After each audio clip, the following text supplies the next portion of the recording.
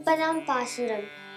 வங்கக்கடல் கடைந்த மாதவனை கேசவனை திங்கள் திருமுகத்து சேழையா சென்றிறைஞ்சி அங்கப்பறை கொண்ட ஆற்றை அணிப்புதுவை பைங்கமல தங்கெரியல் பட்டபிரான் கோதை சொன்ன சங்க தமிழ் மாலை 30ம் தப்பாமே இங்கு இப்பறை சுரைப்பார் 2 மார்வரை தோல் செங்கன் திருமுகத்து செல்வத் திருமாலால் எங்கும் திருவருள் பெற்று இம்புருவர் எம்பாவாய்.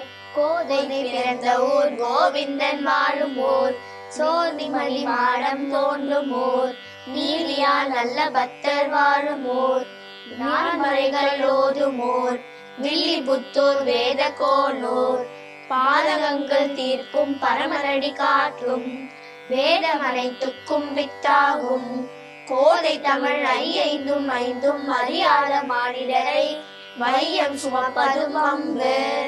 திருவாடி பூரத்தில் ஜெகத்துதித்தாள் வாழியே திருப்பாவை 30ம் செப்பினாள் வாழியே பெரியாழ்வார் பெற்றெடுத்த பெண் பிள்ளை வாழியே பெரும்பூதூர் மாமுனிக்கு பின்னானால் வாழியே 143 உரைத்தாள் வாழியே உயரங்கற்கே கண்ணி உகந்தளித்தாள் வாழியே மறுவாரும் திருமல்லி வளர்நாடு வாழியே மண்புதுவை நகர்கோதை மலர்பதங்கள் வாழியே.